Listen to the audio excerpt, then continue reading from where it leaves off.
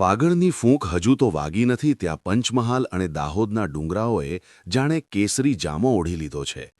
શિયાળાની વિદાય વચ્ચે વનરાઈના રાજા ગણાતા કેસુડાએ સોળે કળાએ ખીલીને હોળી ધૂળેટીના આગમનની છડી પોકારી દીધી છે.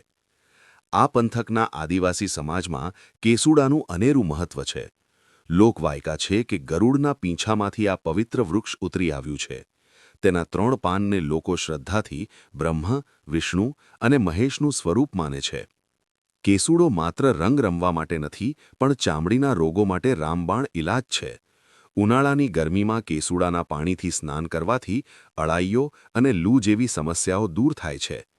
આજના કેમિકલયુક્ત રંગોના યુગમાં જો લોકો ફરી આ દેશી કેસરિયા રંગ તરફ વળે તો સ્વાસ્થ્ય પણ જળવાય અને જંગલના ફૂલો વીણી ગુજરાન ચલાવતા પરિવારોને પણ મદદ મળી રહે.